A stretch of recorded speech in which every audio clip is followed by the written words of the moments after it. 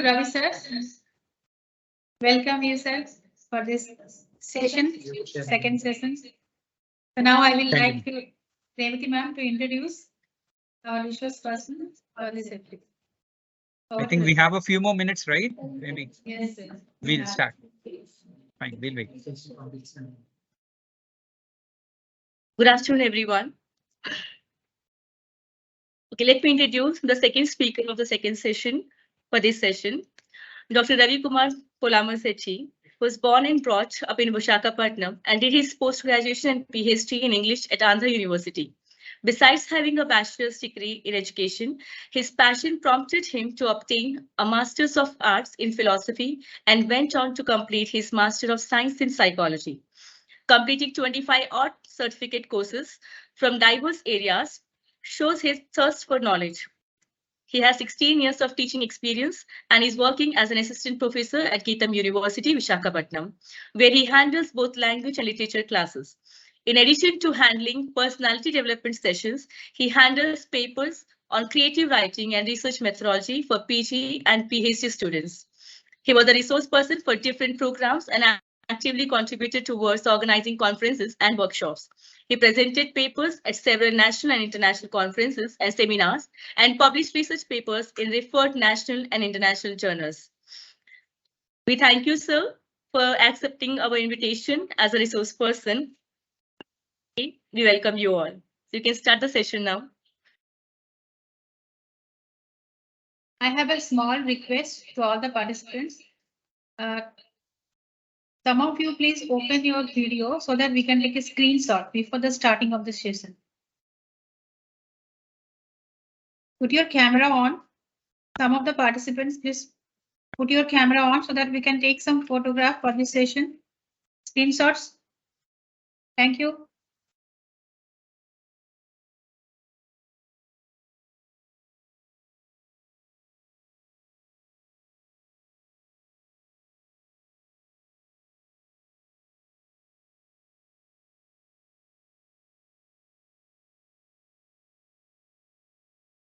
Shall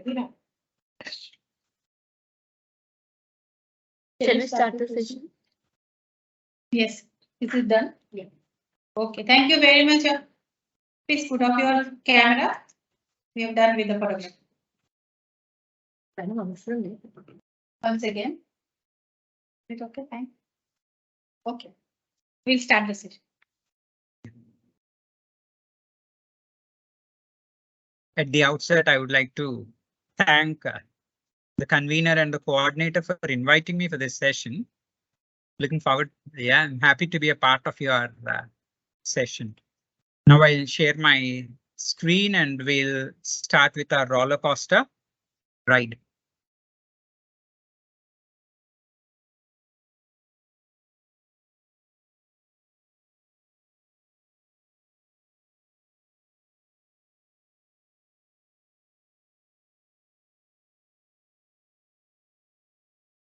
So I suppose you're able to see my screen here. Yes, sir. So once again, good afternoon to all the participants. This research methodology topic as a part of your faculty development program is a very, very important part for any student. Yeah, be it a PG student and then much more for people who are looking forward for a research career and for all the academicians, because I am sure all the faculty here would readily agree that teaching is a lifelong process as a part of.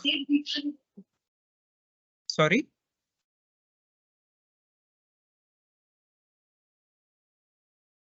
So every teacher is a learner for life, and research is a part and parcel of teaching. So with this, I'm going to start the session. And I'm sure in the morning session, all of you did have some introduction as to what is research. And then for this afternoon session now, for the second session, yeah, well, once again, go back as a part of the outline. It's clear there on the screen for you. We'll start with the stages of research. Then we'll see what is a research problem, how to go about selecting it, why we need to define that, and how do we define a research problem. Then we'll move on to drafting hypothesis. What is a hypothesis? What are the basic features, the purposes, the functions of hypothesis, and the different types. Then we'll go to the next important concept there, that is understanding variables and the types in that. And then it goes hand in hand with the scales. Once we come to the topic, you'll understand what are these scales and how is it useful and relevant as a part of our research and research methodology. Then we'll go to the second half of the session, that will be research design, the basic principles involved, and the types of research designs that we have. So I know by now all of you, all those who are here, all those who are desirous, all those who were alert during the session in the introduction, all of you have an idea of research. But then just going to the basic understanding of research.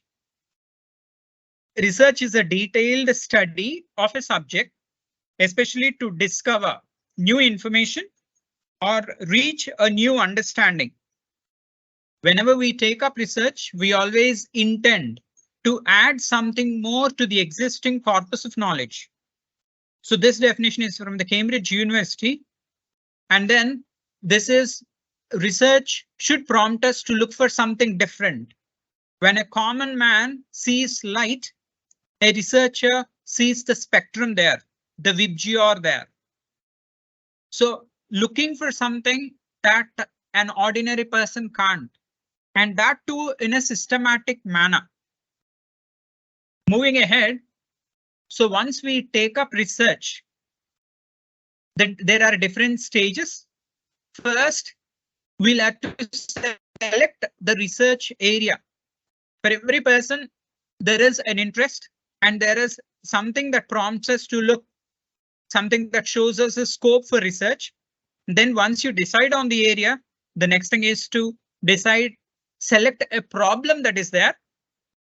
And then once you decide, OK, this is a problem that I need to focus on, then we'll think of formulating the research problem, articulating it in a manner that we can handle. And then for that, to make it easy, we ask research questions. And then we move on to developing a hypothesis. Sir, excuse me, sir. Sir, excuse Sorry, me. please. Yes. Sir, can you please expand that screen, sir? It is not clear. Maximize the screen. Maximize the screen. Yeah, yes, sir. Yes.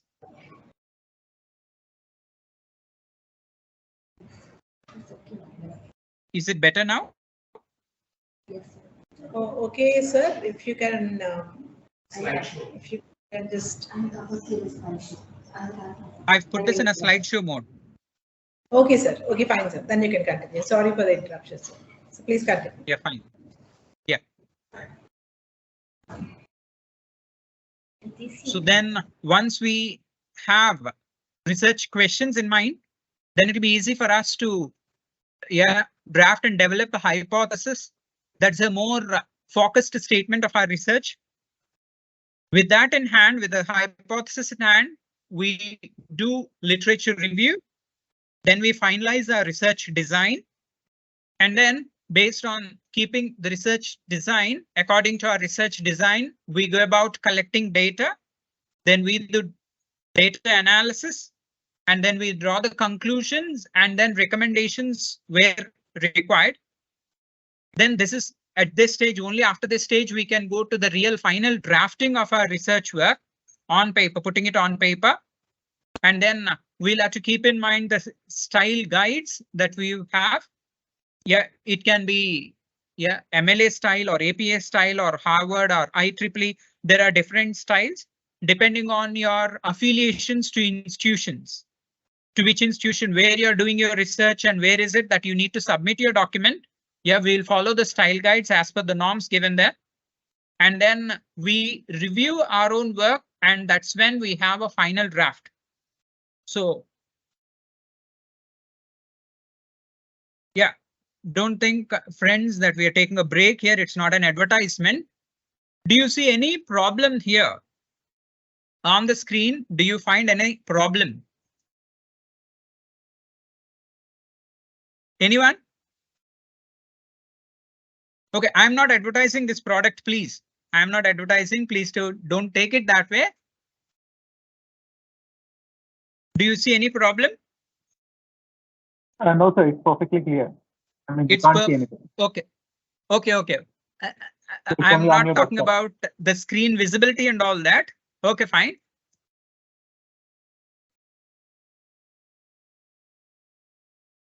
This is one other advertisement. Once again, it's not a break for you. I want you to see what you see on the screen and what is it that prompts. Here, I don't know how many of you pay attention. Lysol, this particular product, I am not advertising for this company. Please don't misunderstand. Okay. Here, why I took these two pictures is it shows that there is a scope for research for them too. You see where you have this phenol advertisement here, this part of it on the left side. You see after using that particular product, there are still germs, and the Lysol people tell you that in spite of using our product, intentionally they leave still some germs there. Do you know why they do that? They don't have a graphic designer. They have, but then they're acknowledging that there is always scope for them to improve. Now, if they give you 100% picture, tomorrow they can't come and tell you, yeah, our product is a new product or a better product. If you want to say better, yeah, there should always be a scope for improvement. There should always be scope for improvement. And now, earlier it was Dettol, and then it is Dettol Plus. And then after some time, you'll have Dettol Advanced Plus or Dettol Plus Plus. This is how, this is why they leave that 99.9%. Now, if they say 100%, it kills 100%. And then afterwards, they can't come tell you that our product is a new product and it kills 100%. Because you ask them what's the difference in your previous product. So they'll be running out of that space in the market. Why I've taken these two is for you to understand that there is always scope for research in every area. In every area, you talk about automobiles, you talk about mobiles, you talk about any area. Can anyone think of an area where research is not possible, that we have reached a dead end to that? Can anyone think of an area where you say, yeah, research reached a dead end there, we can't go ahead with our research there? Sir, excuse me, sir. I'm sorry Yes, for the please. interruption again. So, we are still Yes. seeing the fourth slide. Are you still on the fourth slide? No. Yeah, the video Just- is stuck on the fourth slide. You can stop sharing and share it again. Can you please share it again? Yeah, It will be fine. I'm trying. Just give me a second. Sure, sir.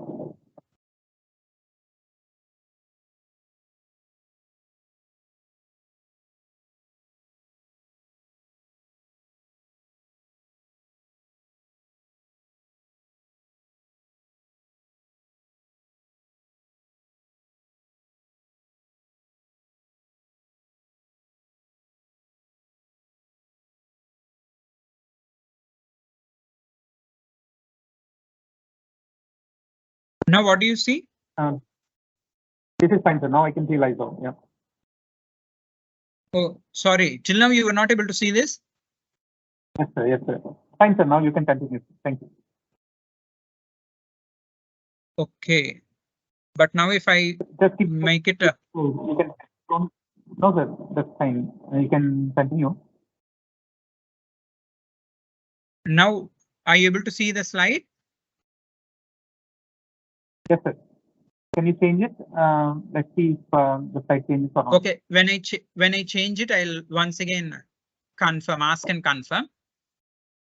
Yes, sir. Okay. So for those of you who did not follow, You see on this Lysol advertisement part, on the left hand side, you still have germs left, but on the right hand side where the Lysol is advertising, it tells there is still scope for us to improve. That's what I was trying to make clear. Fine, I'm changing the slide.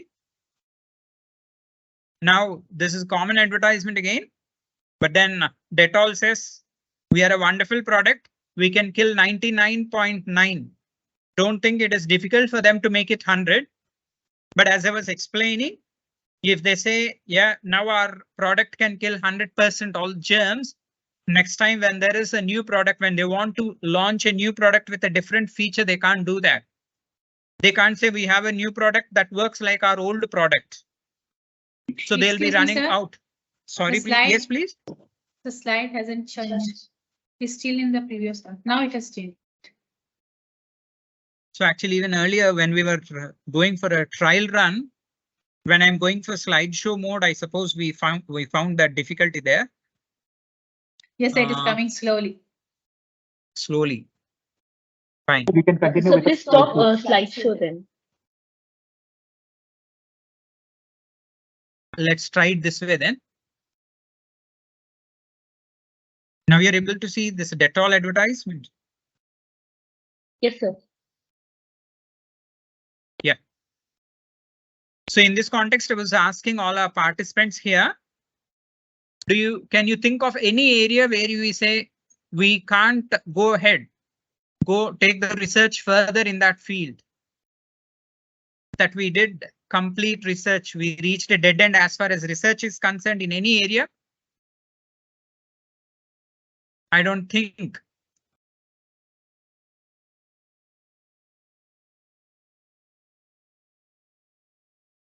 So, as we discussed earlier in the stages, once you decide an area, think of a problem. Are you able to see the next slide, research problem? Yes, sir. Okay. So a research problem is a difficulty. It can be theoretical or practical, which is impactful and where we need a solution. When you take up research, it should be a difficulty. If something goes on smooth, yeah, it is fine there. But then it's not that perception of one or two people. It could be a theoretical problem or it can be a practical problem, but then which has some impact. At the end of doing research, say, for example, you work for an automobile industry and you say, OK, problem or the drawback of this particular bike is its poor mileage. And at the end of doing research, if you promise the same mileage, there's no point in doing research there. So you should be able to improve that mileage. If you're talking about mobiles, you should be able to improve their efficiency. Efficiency, it can be in the time in terms of the processor speed, or it can be the quality of the images, or it can be the other features that you well know in a mobile. But then always we should look forward for a solution. And then any research problem that we want to focus for our research, it should have variables, at least 2 courses of actions. What are these variables? We'll come to that. At least 2 possible courses of actions to sort out the problem that we have at hand, possible outcomes, and always we should have a chance to choose. There are cases where people talk about a problem and you can't go and change anything. The way I am born, my height, yeah, or whatever, all these problems, there are cases where we don't have an option. So when we are selecting a research problem, please take note. Yeah, there are cases where people leave it to the others to decide the topic for their research. That'll be a serious mistake on their part. So if you really want to seriously indulge, take up research, yeah, please assess the subject, the area, the topic. You look at your expertise, whether you can handle it, and the costs involved. If it is self-financed one, or if it is funded one, to what extent will you be able to afford that? and then look for the time frame. There are cases where people take up research, especially if you are doing it for a research degree, you'll have to always keep the time frame in mind. Say, for example, if somebody wants to do a research on vaccines, and then it can get an approval. Yeah, this COVID vaccine is an exception for that. But for a vaccine to get that approval, we need a lot of time. Yeah, you'll have to wait for a couple of years to assess the results, and only then we will be able to really get an approval. Will your research time frame allow you for that? You should assess your own skill set, availability of research subjects or the programs or procedures depending on your research. You should really understand the ethical norms, laws of the land, what will allow you, to what extent are you allowed to do particular research, what it permits. Okay. And then if you are venturing into a new area, you're always suggested to take up some preliminary study. We also call that as a pilot study. And then always look for resources that can support your arguments. Look for literature, take part, some literature review. So these things come repeatedly. I changed the slide. Why do we need to, once you have a research problem in mind, why do we need to define that? Steps in defining. So unless and until you have a clear picture as to the research problem, we will not be able to move forward. A problem clearly stated is problem half solved. Once you have a clear statement in front of you, it avoids ambiguity. It helps you be on track. And then it brings clarity, and it will help you focus on the relevant data. You will know what is it that you should carry and what is it that you can leave out. Gives you a clear picture as to the variables and the relations that you need to explore and the methods and techniques there. And then for you to follow the steps in defining a research problem. Yeah, though there are a few steps here, this is not prescriptive. It depends. It varies from field to field. From your respective fields, it differs from field to field. Take note of that. Identifying the broad area, list out the sub areas, and then select a sub area, find and state a problem statement. This is where we talk about an hourglass perspective of research. You know the shape of an hourglass that's there on the slide there. So you have multiple areas in any stream, in any branch. Once you have a broad area, even in that the sub areas are there. And then you narrow down to one particular problem. That's where you narrow down, cut short. It's like two pyramids, one on the other sort of a thing in a different direction. Hourglass structure. So again, once you decide on that research problem, from there you go do an extensive study, in-depth study. That's where you broaden the horizon into that. Once you have a problem statement, understand the nature of the problem, draft objectives, then write research questions, then survey literature once again, and you'll have to rephrase the research problem. That's when you get a working proposition. I changed the slide. Once you have a clearly defined research statement, research problem, then we'll think of defining, coming with a hypothesis. A hypothesis is a supposition or a proposed explanation made on the basis of limited evidence as a starting point for further investigation. So, a hypothesis, excuse me, any doubt?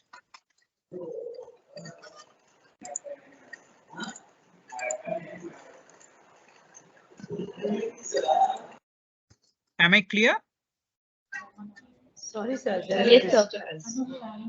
Okay, fine. That's okay. We understand. So a hypothesis is a proposition that is stated in a testable form. You articulate it in manner that you can test it, something that is tangible, and then you should be able to predict a particular relationship between two or more variables. These are standard definitions for hypothesis. I changed the slide. Once you are talking about the hypothesis, there are certain common features we talk about. Remember, a hypothesis is a tentative statement, a proposition. As you progress, as you proceed in your research, it is always possible that you change, re-articulate your hypothesis or rewrite that. But then for the tentative proposition, the validity of which is unknown. At the end of your research, you'll be able to add validity to that. And then you should be able to point out a relationship between two or more variables. It should be simple, specific, and then there should be conceptual clarity to your hypothesis. Looking at your hypothesis, maybe the team that is supposed, maybe the departmental committee or the organization that is funding should be able to say, okay, this is going in a positive direction. It's going to be useful for a sort of a statement. And then the hypothesis should be verifiable and then operationable. Something that you can say, for example, when your budget and the time frame is limited for you, you can't say, I'll compare and see the possibility of cultivating a particular product on soil brought from moon. So yeah, it is a valid hypothesis. But then if you are taking it up for research as a part of a self-financed project, will it be? No, you can't. So you should be able to keep these certain factors in mind. And then it should be related to an existing body of knowledge. You should be able to connect it. It could be interdepartmental, but then connecting it to the existing knowledge. So once you have a clear hypothesis, it brings clarity to the research problem. It enhances objectivity. There are people who take up research out of passion. They are interested, but then they are taken up out of that interest where they ignore all the dangers, the red signals, the red flags there. This hypothesis should be objectively dealt with, whether it is useful for me or whether it is, one can't come and say, I face a problem at home, so I want to do research on that. It's very subjective. Something that is impactful, something that is relevant to the society. Keep that in mind. A carefully drafted hypothesis gives us focus, and then it establishes relationship.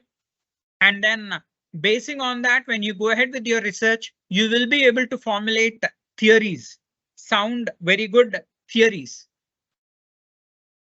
So here I have two samples of a hypothesis. If you see the statement, I changed the slide. Now we are on samples there. I want all of you to pay attention to the first statement there that's given in red there. You have two statements in red. That's a very basic rough idea of the problem that you want to work on. These are samples. Say, for example, if somebody intends to do research on autistic children, what influences language proficiency among autistic children? So this is a problem. There are problems, challenges for autistic children in learning, and that to learning a language. And then if that is something that a person, a researcher intends to do research in that line, okay, fine. That's a very rough statement. If you see the next statement in blue there, the second one, a bit more refined one. Do you see some difference there? Are you able to catch the point? Am I making sense?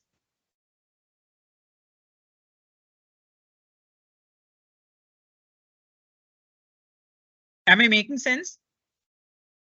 Are you following? Yes, sir. Yes, sir. Yes, sir. Yeah, thank you. So if you see the statement in red, it's a very rough statement. Yeah, a crude one. And then the second one is an attempt to refine that. What influences do healthy, normal siblings have? So in the first statement, if you see what influences language proficiency, there can be multiple influences on a person's language proficiency. So here you are trying to focus. You are trying to focus and say the influence of siblings on their other siblings who are differently abled or autistic. And then if you take the same second statement, compare that with the third statement, you will see how well refined and focused it is. To what extent do healthy, normal siblings influence the language proficiency in terms of vocabulary? Again, if you say language proficiency, it can have 4 different areas: listening, speaking, reading, and writing. But here you want to focus on vocabulary. And then on homeschooled autistic children before they enter teenage, all these other phrases and the conditions that you are adding are helping you to refine your research. That is how you narrow down. We discussed about the hourglass approach of scientific research, a hypothesis. So this is where you're narrowing down. So if this is your starting point, your further research moves ahead. Clear? So the other one is one more example there. If you make a general statement, why is productivity in China so much higher than in India from the economics point of view? So a bit refined one talks about what factors were responsible for higher labor productivity. Productivity can be a very ambiguous, very confusing term. So you talk about in terms of labor. And then when you talk about in general productivity in China, it can be related to different fields. Now you are limiting it to manufacturing industries. And then you are giving a time frame to that. You are giving a time frame 1990 to 2000. And if you compare the second one to the third one, you will see when you are drafting, when you are starting a research, drafting a hypothesis, coming with that is almost like a starting point of your research. That part of it is very important, crucial, because that is going to be the turning point of a research. Right? And then we talk about the types in a hypothesis. There are cases where people take up research and the kind of a hypothesis that they put forward can be considered as a null hypothesis. When do we have a null hypothesis? When you are talking about 2 different factors, and then when you are telling that there is no relationship. Okay, let me tell you one example now that most of you are interested to go ahead with your research. If somebody says, yeah, involving or taking up research and it's linked to, yeah, hair fall. It links to hair fall. If somebody is taking up a research and if somebody wants to prove that it is not. Once in a session when I dealt with the same research and hair fall and bald head and all that, somebody immediately sent a text message, sir, change the example. I don't know how many of you are really feeling threatened in that. I am not, whatever. And of course, this is not a reason of my result of my research work. But then a null hypothesis is where you talk about lack of relationship between variables. One is not a result of the other. The results are due to chance. The 2 components that you are talking about, say, for example, in the other examples that we were talking, gave samples. If you say siblings don't have influence on one another in their language proficiency, if a statement is that is referred to as a null hypothesis. The research is taken up only to prove that this factor doesn't influence the other factor, what we are talking about.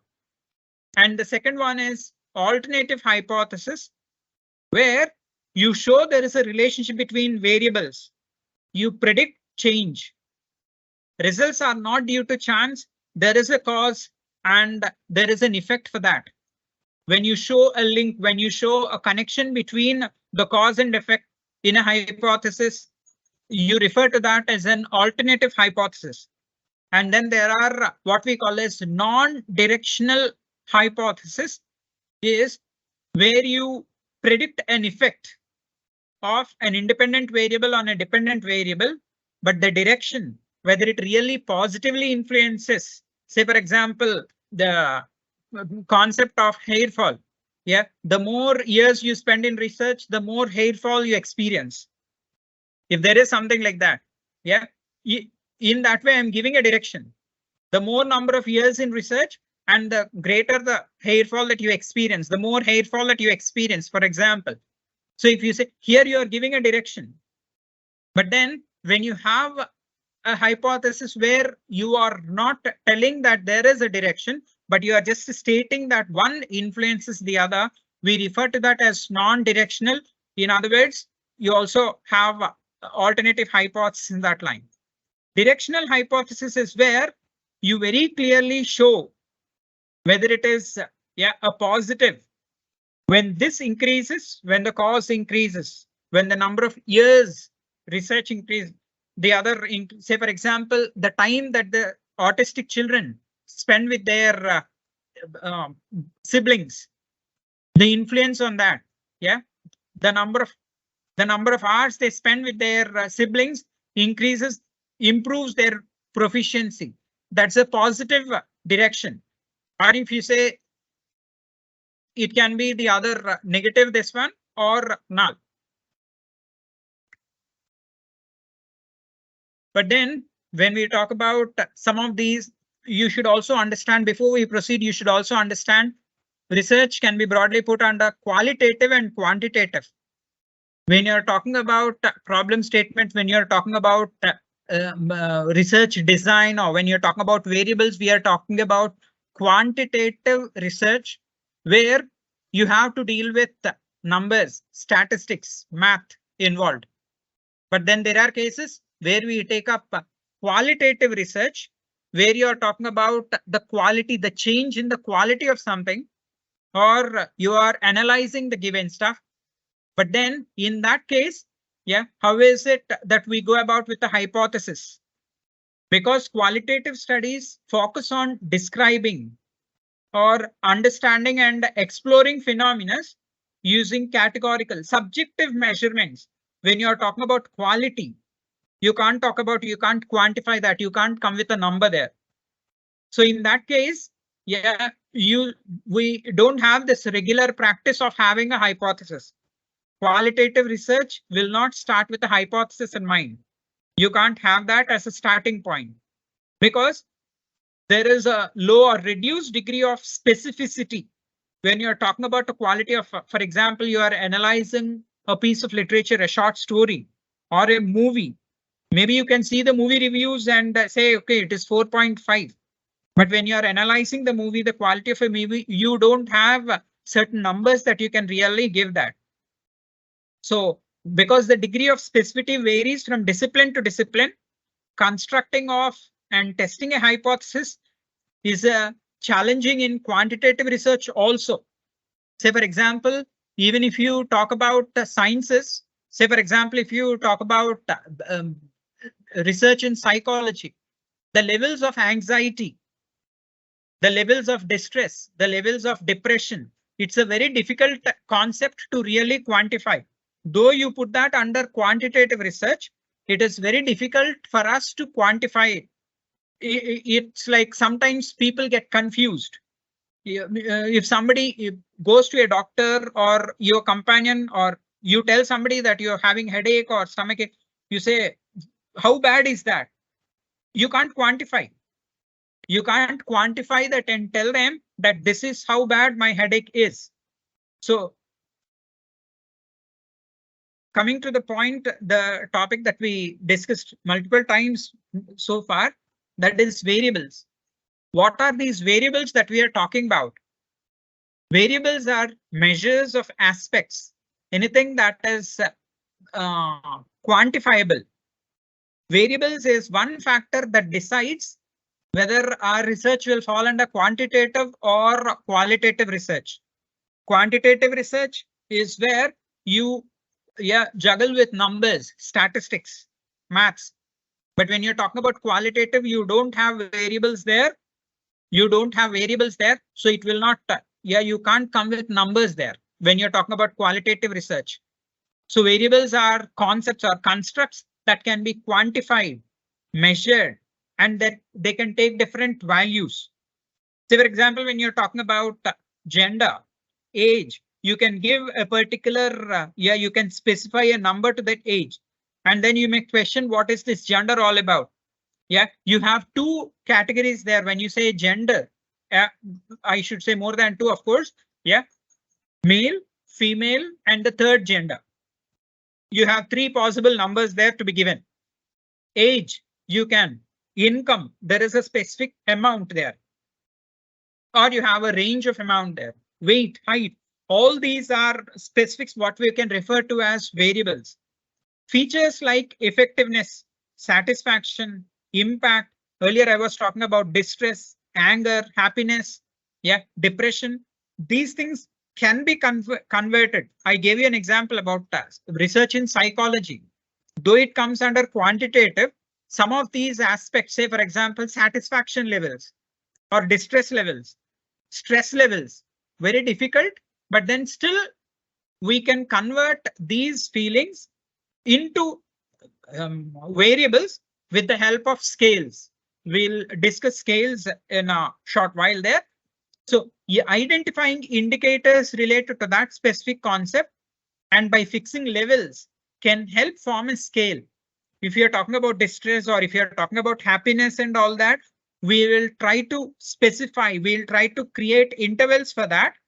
Say, for example, some of you might have received certain feedback forms and all that, where you say, even when you use Google at the end, it says about the page.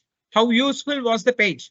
Very useful, useful, average, not useful, not at all useful. So this is how they convert a particular feature into a scale and then they convert a number there. They quantify that.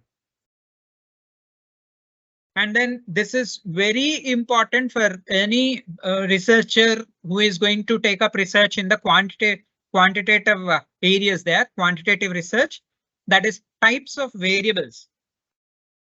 Types of variables, the first one is independent variable. You may, in simple terms, you can always refer to that as a cause, but not when you're going with your research papers, you can't refer to that as a cause. You should always refer to that as an independent variable. When we are talking about an independent variable, we are talking about a factor that can be manipulated to ascertain its relationship to an observed phenomena.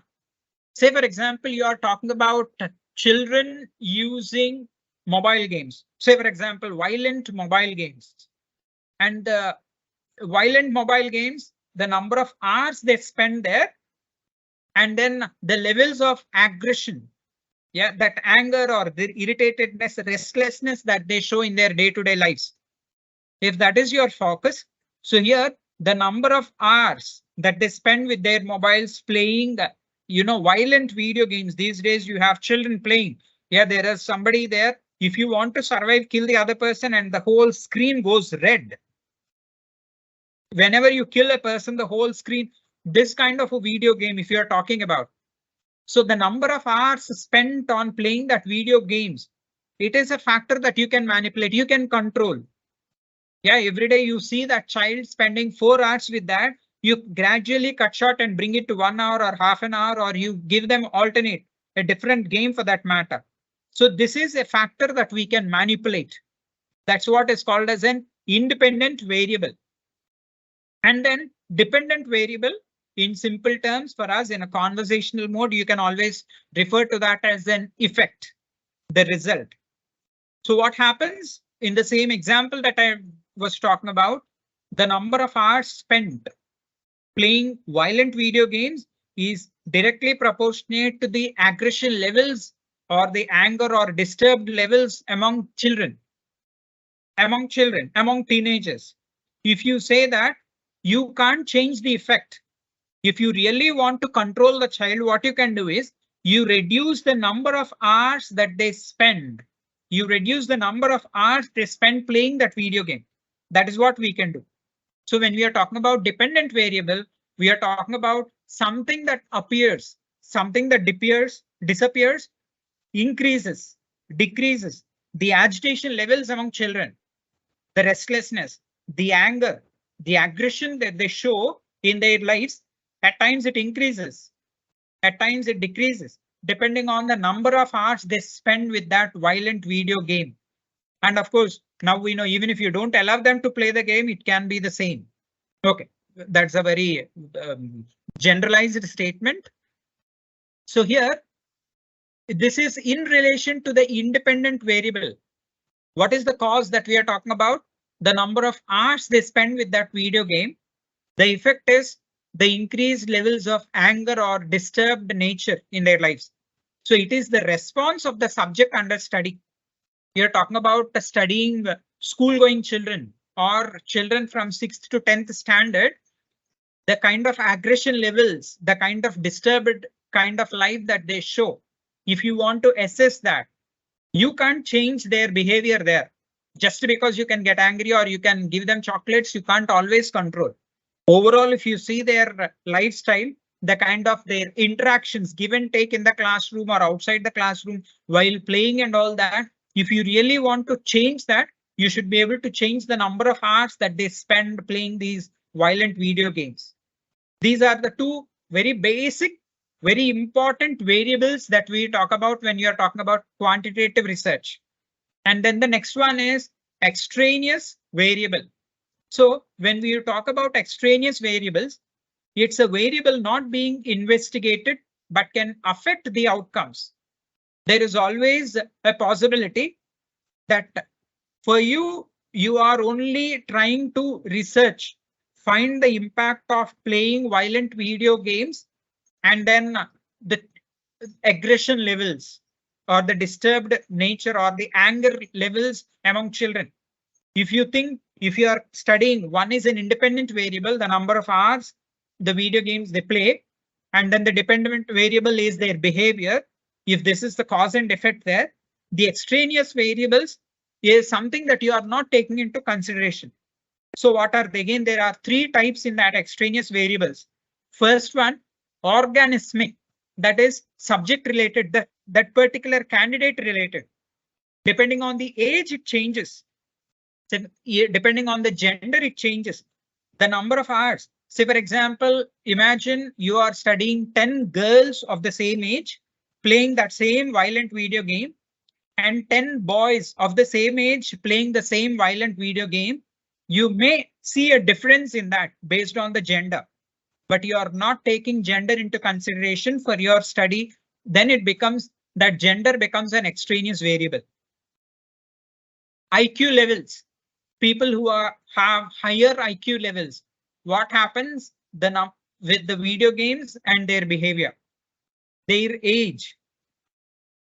Yeah, when you say even teenage, you can start with 13 years age candidate, or you can study a 19 years age candidate.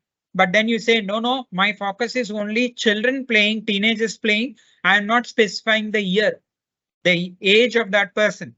Then age becomes an extraneous variable that you are not studying.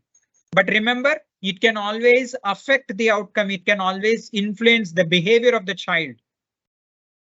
And then there are situational variables. Under extraneous variable, you also have a situational variable. Say, for example, noise, the kind of locality that the children live, the temperature, the humidity, the restlessness. Usually people, they say when they are in a comfortable, cozy rooms, they are much more peaceful. When already the weather is bad, and then if it is in the afternoon, yeah, after post-lunch session, somebody giving you a long lecture like this, you can always.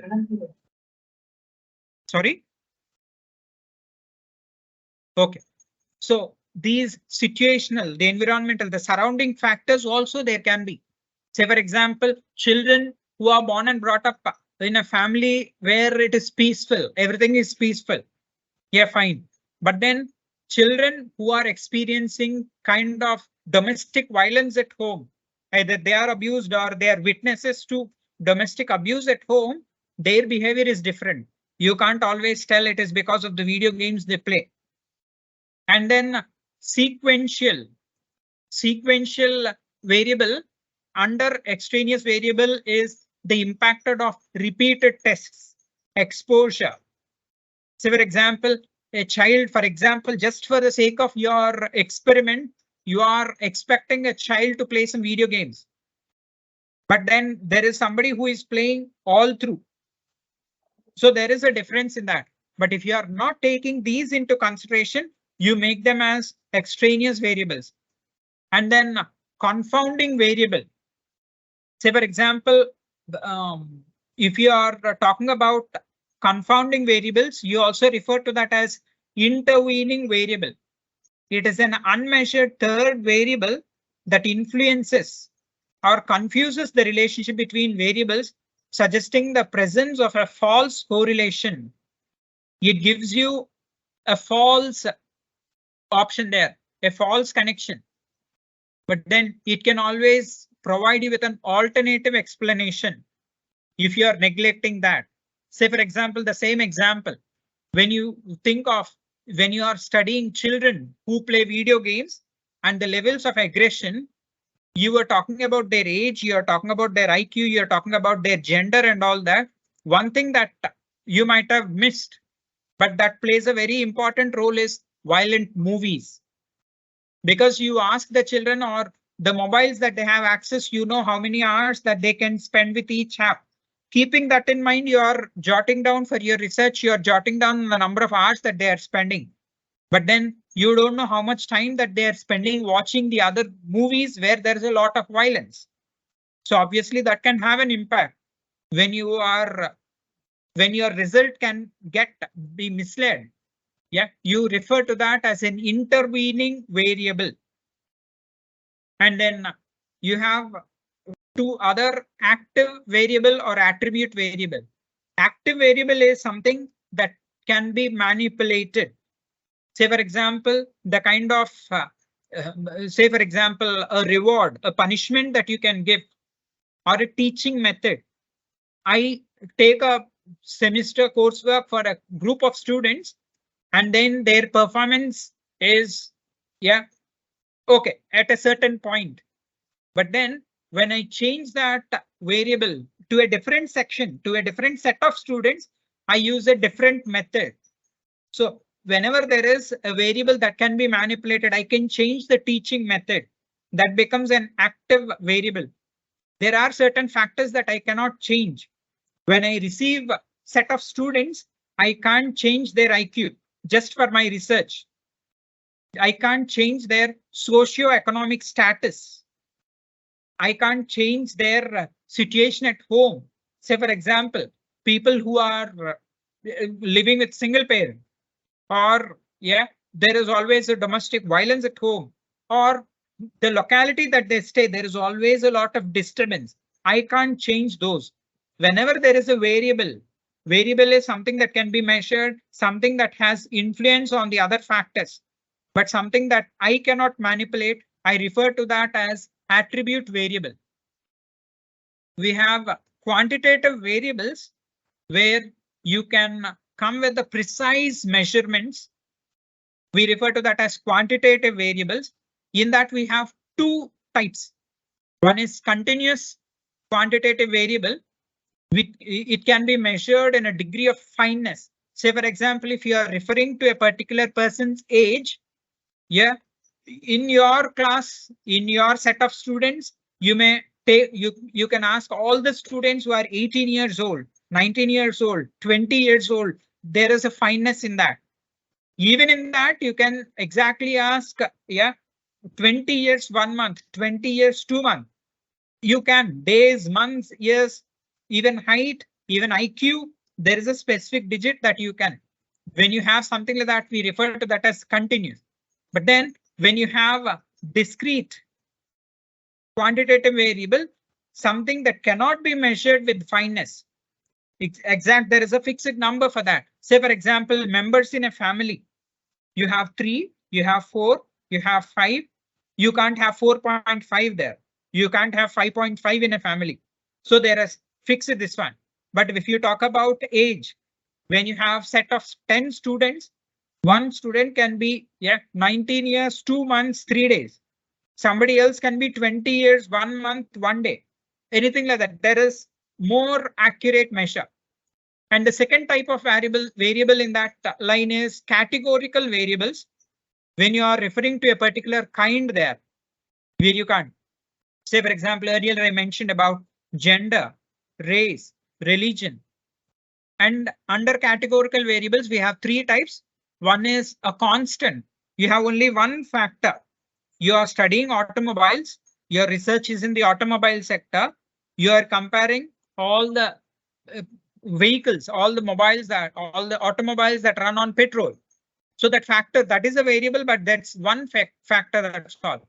Or you're talking about some constructions, you're talking only about cement or a particular type of a cement, a fixed category. But then dichotomous is where you have two options, true or false, good or bad, yes or no options. We call that as a dichotomous. And polytomous is where you have more than three categories.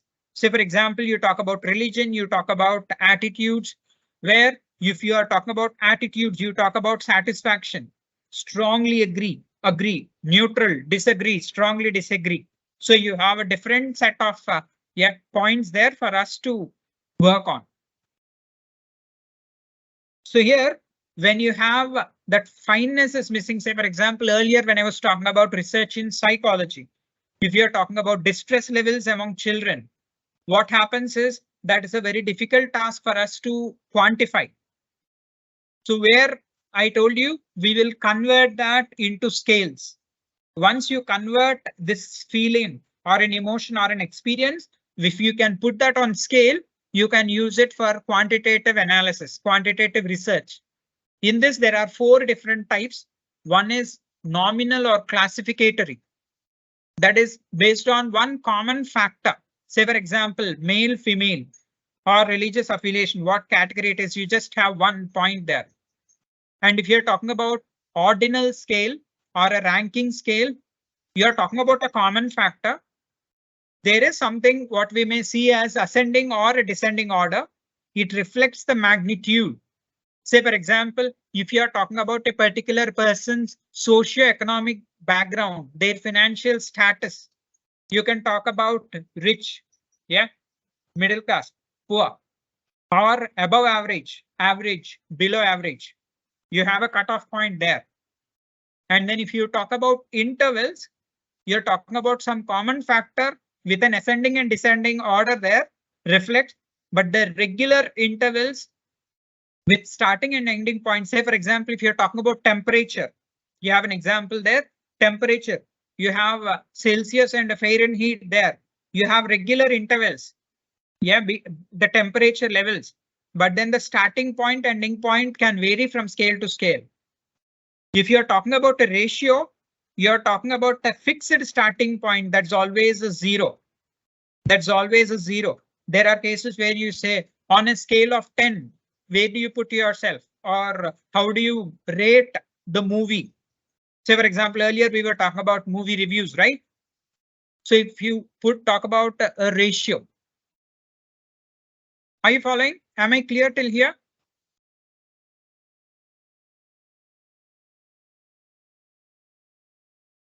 Now coming to the second most important point for the day there, that's a research design.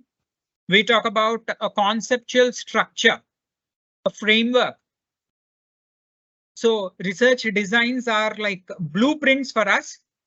They help us for collecting data, measurements, and analysis of the data in a systematic and scientific manner. So in this, there are three important concepts that we should know. First thing is control. Wherever there is a chance that minimizing of the influence of extraneous variables. Whenever we are involved in research, especially in quantitative research, we can't just focus only on independent variable and dependent variable and go ahead. You also should be able to control the extraneous variables and keep a tab on confounding variables. And then in this context, we always refer to two different groups. You will come across these terms, experimental groups and control groups. When we talk about experimental groups, we are talking about something where we manipulate, try and change the outcome. Say, for example, you take a group of 40 students and 20 students are taught the regular method, the teaching, the way you go about with your classes. But then the other 20, yeah, is the experimental group where you try different methods, teaching methods, or one particular teaching method that you want to see. Or say, for example, reduce the number of video hours that they spend with their video games and see their impact on their academic performance. So on whatever group, on whichever group you are manipulating and trying to change the behavior or the outcome, that group is referred to as experimental group. And for you to see the effectiveness of your method, you have one other group, what we call as a control group, where you go about with their regular pattern without any changes, without any discussions in that group. That will be considered as the control group. And then why do we need a research design? How is it going to help us? Research designs are almost like Google Maps for us when we are going to a new place for the first time. I know most of you tend to use Google Maps whenever you're going to a new place. It's the same whenever you're taking up research. It's always important that you take recourse to having a proper research design for yourself. It helps us efficient in terms of using resources, the efforts, time, money. Your research design can help you make efficient use of all these resources that you have at hand. It helps you decide methods for data collection, the techniques that you'll have to employ for analysis, and also gives you a clear picture as to the resources that you have. It is the foundation for your entire work, and it can always beforehand tell you about the reliability of the results obtained. It is very important for anyone who enrolls for a research degree. They look at your research design and then they decide whether they give you an approval, go ahead or not. And then it can always help us minimize the flaws, the errors, and the inadequacies. Anything that is missing can be easily found out, pointed out based on the research design. So obviously it will help us avert the risk of failure. Once you talk about failure, it is more like trial and error. If you don't want to go on repeating your experiment again and again with different combinations, you have a carefully drafted research design. In every research design that we talk about, one thing that we should keep in mind is neutrality. That is very, very important feature for that. That is, we can't look at whether it is useful for me or not. It is, you can't only focus on its usefulness for the firm. There are cases where the companies or the funding agencies push you, corner you to come with a favorable report. So if you are seriously involved in genuine research, your research design should be neutral. It cannot be biased. And then it should be reliable. That's where once you say reliable, any person who repeats your research should be able to come with the same research result. That is when you call your research work reliable. And then the validity. You have a test. When you test something, you are supposed to test that same factor that you are promising.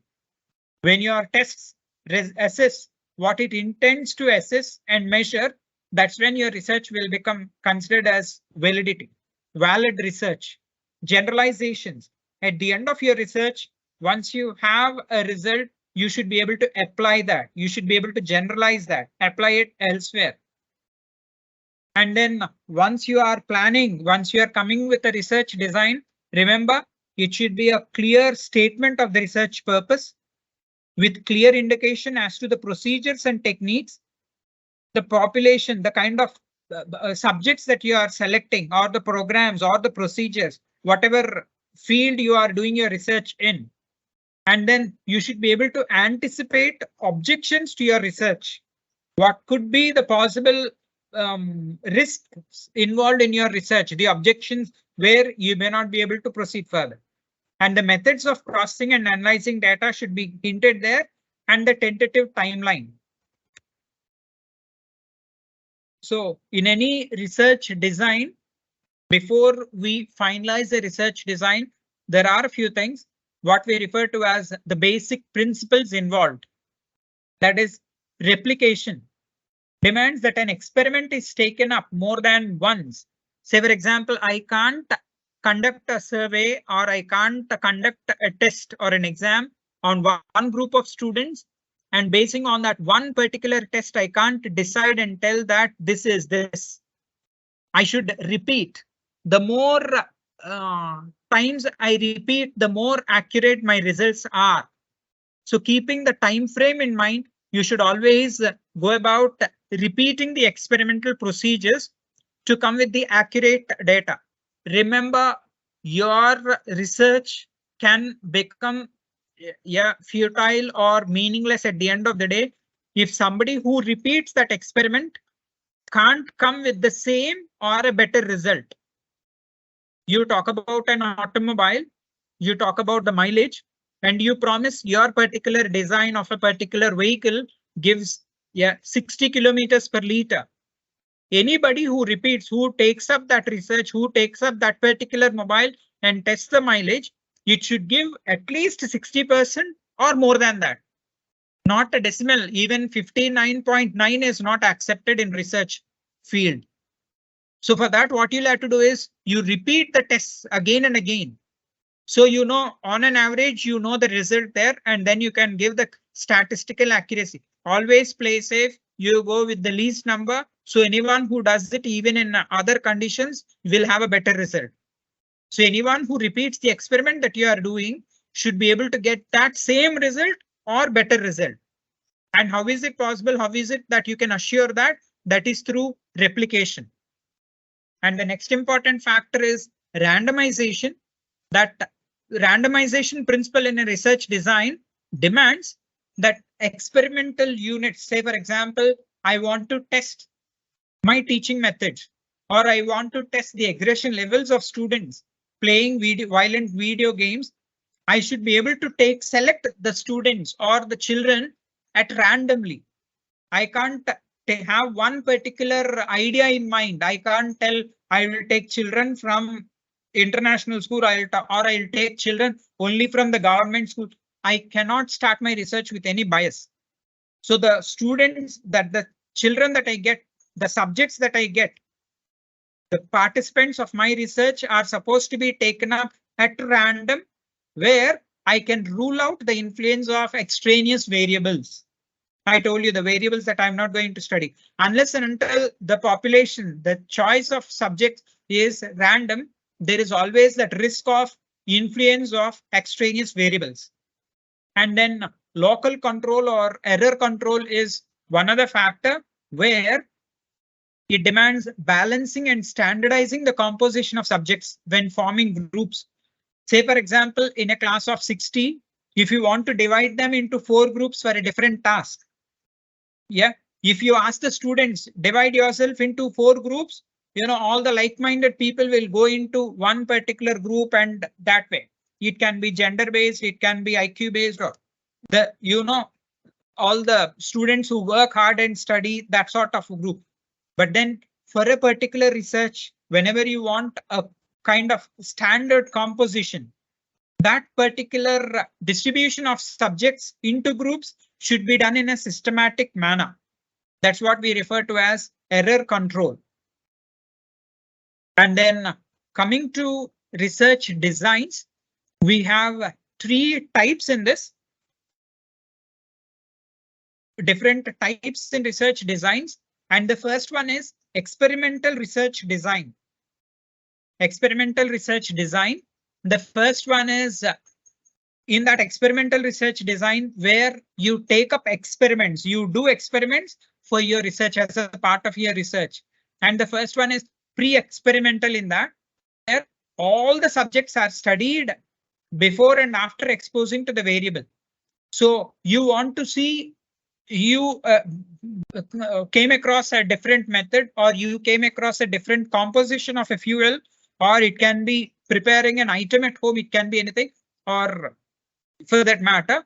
So what happens is the whole group of students that you have, all of them are exposed to the same kind of a teaching methodology or the kind of pattern that you use in the class, the teaching method. After you use a different method for all the members, you see in the previous semester or the first mid exam or the first exam class test you conducted, and then from after the class test, you apply the different method for all the students, teach them and see whether there is any difference in their performance. So here in this context, you don't have any control group. You don't have group A, group B in your class where you say for this, I'll test this method. For the others, I'll go with the traditional method. So pre-experimental research design. And then there is true experimental research designs where it involves random assignment of participants to different groups, manipulating the independent variable and measuring the dependent variable. So here, that same class of 60, you divide them into 30-30 random assignments. Yeah, you just take lots. Yeah, toss, or at random you take out numbers or ask the students to mix and sit. Ask them to tell 1, 2, 1, 2, all the ones here, all the twos there. So this is done in a random assignment. There are different ways of doing that random assigning, randomly assigning groups. Yeah, but then here, before, once you have two groups there, for one particular group, you use a different teaching method, and the control group, you go with the traditional class. But for both the groups, you teach the same chapter. Before teaching, you conduct a pre-test, and then after implementing the different methods to different groups, you conduct a post-test. Then you will know the difference in the effectiveness of a particular method that you're talking about. Then the third method under experimental is quasi-experimental, where the subjects are not randomly assigned, but put into groups based on select criteria like age, gender, similar health condition, etc. Depending on the research that you are doing. Say, for example, different methods you have. One is a traditional method of teaching a particular topic. One is an innovative method of teaching a topic. Say, for example, you ask all the boys to form as one group, or all the girls to form as one group.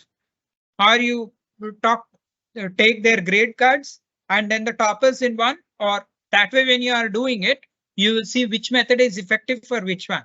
This is quasi-experimental method. This is used even in the world of pharmaceutical. This one, experimenting, they have their subjects are not randomly assigned, but then all this particular people from Indian origin, or people with this particular people who are vegetarians, people who are non-vegetarian, or pregnant women, or infants, they have different groups and they try the same medicine. And then when you are purchasing medicines, you also have what we call as literature there, pharmaceutical literature, all the details. Then you will see all what is mentioned there. People with kidney or liver problems, people who are diabetic, people who are pregnant, children below the age of 6 or 5 or 10. So that's where you can understand that they have taken up quasi-experimental this one. And then we also have descriptive designs, research designs, correlational research designs. Descriptive research designs, they are generalized forms. You don't have control or change in the variables. You can't change the variables, but only observe, measure, and summarize. So for example, if you're talking about, see the example there, if you're talking about assessing the microplastics in underground water, you are not doing any experiment other than study. You take out samples, water samples from different this ones, you study them, you measure the levels of microplastics in that, and you summarize. So you are just describing the status there, and you come with your research report. You come with your research report there. If you're talking about correlational one, you're talking about non-experimental research to measure two different variables. For that, you assess and establish a statistical relationship without extraneous variables. Without extraneous variable. Say, for example, the impact. You are talking about, say, for example, we'll take the same example. You are studying the situation of children playing video games.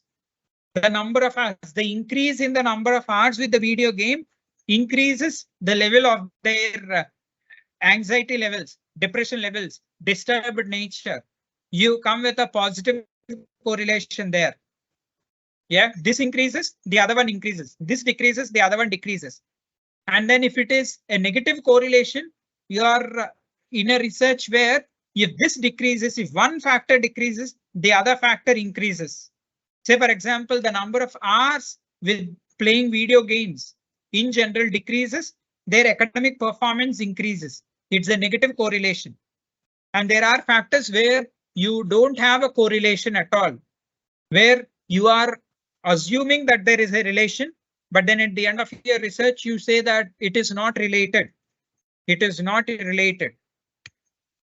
And then the next one is diagnostic, where the complete focus of your research is only to evaluate the cause of a specific problem or find a solution.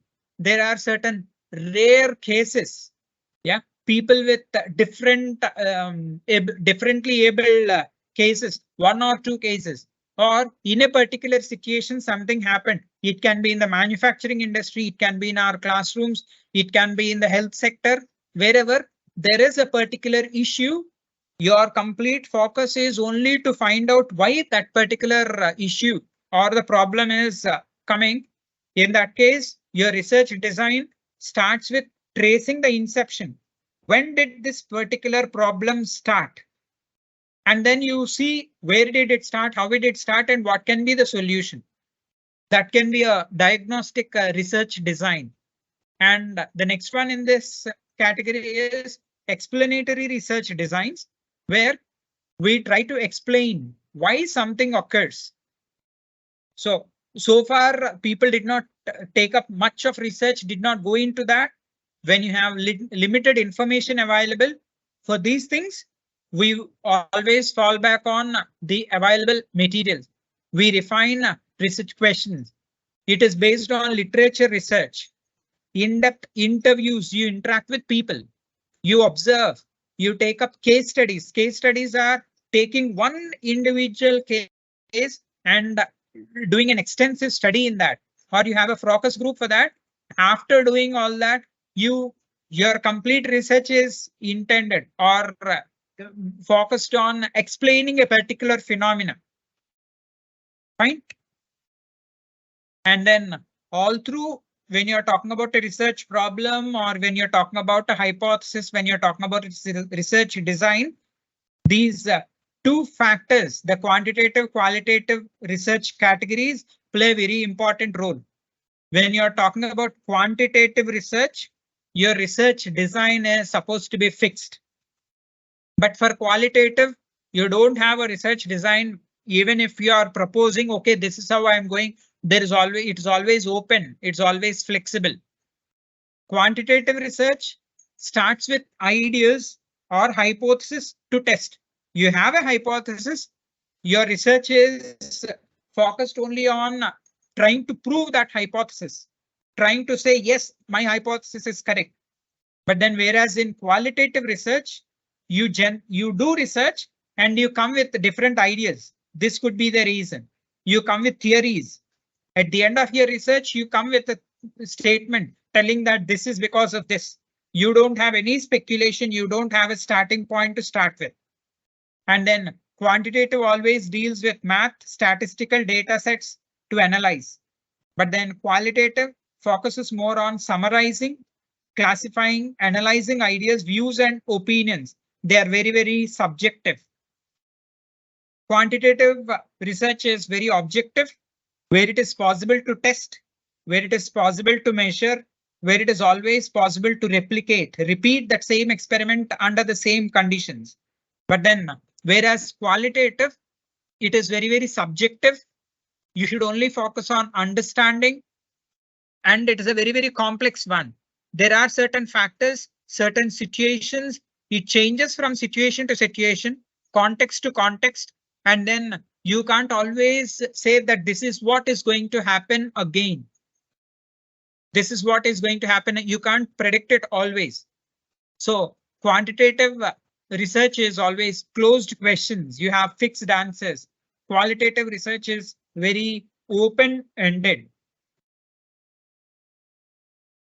So these are a few references that I made use of for this particular session. Now I leave it open to the floor Any queries, any questions?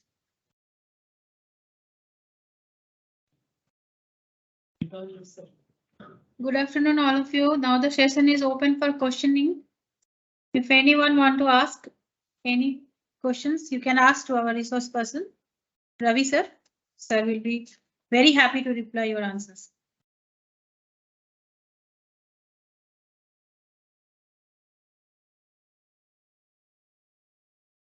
I'm sure at the end of all this session, somebody is going to seriously take up a research on deciding the factors like afternoon sessions as the solution for insomnia, sleeplessness. Answer first. Yeah, I know this topic is theory based and lecture went on for so long. Maybe you can see that as two variables.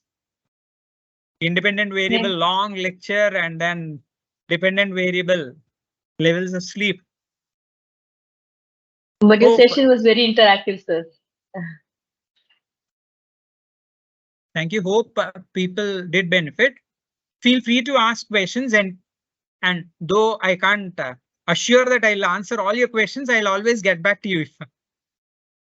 Like you, I am also a researcher. I am also learning. I'll try to answer your questions. Feel free.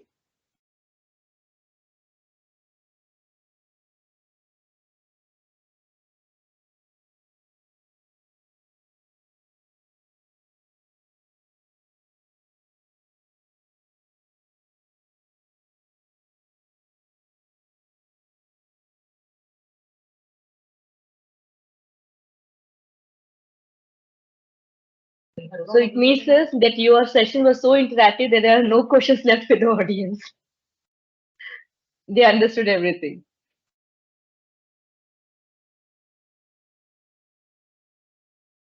If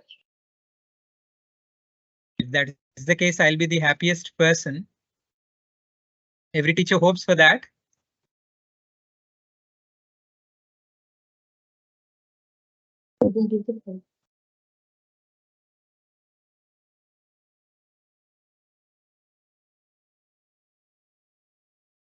Sir, just a general question. Yes, please. So from your experience, which one do you suggest the best way of doing research? Is it experimental or non-experimental in terms of quantitative or qualitative? Which one will be giving more informations, or there is a more scope of doing further research in an experimental way or non-experimental? Yeah. So one thing, as I said, it's my opinion once again, as you said. Yes. It always depends on the field that we are selecting. And when we talk about experimental one, you can come with some statistics that will give us a clear picture. As I said, once we are going for a non-experimental, it'll be more like my opinion or at the end, my feeling, more subjective. In that same context, say, for example, I interact with 10, 50, 100, 200 people.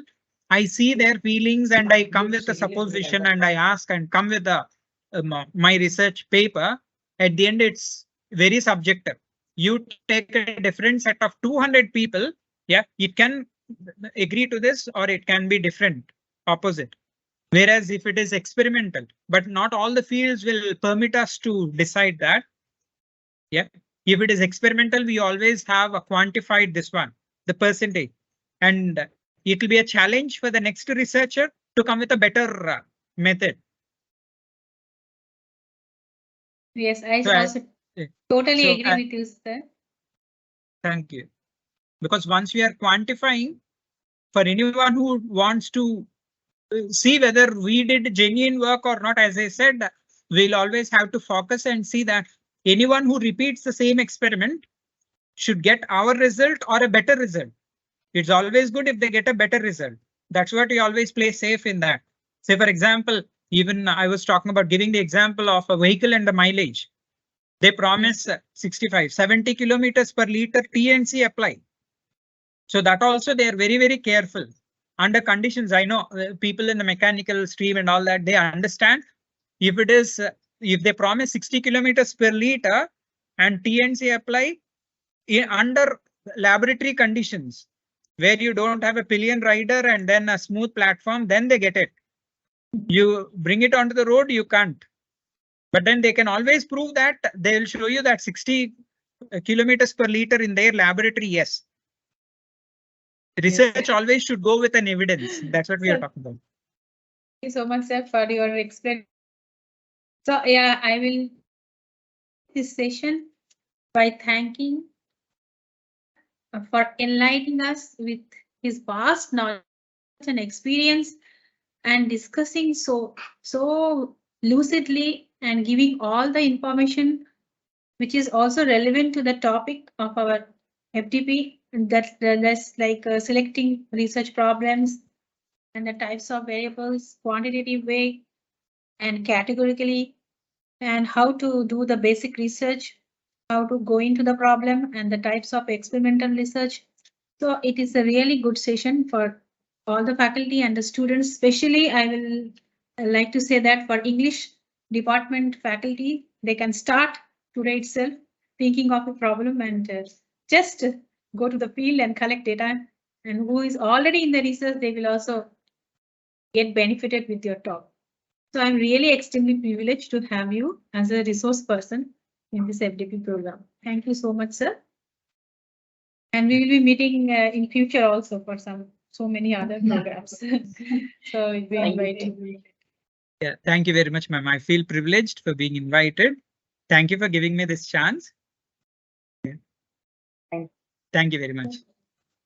So today we are going to end this session. Again, tomorrow morning we'll meet at 11 o'clock.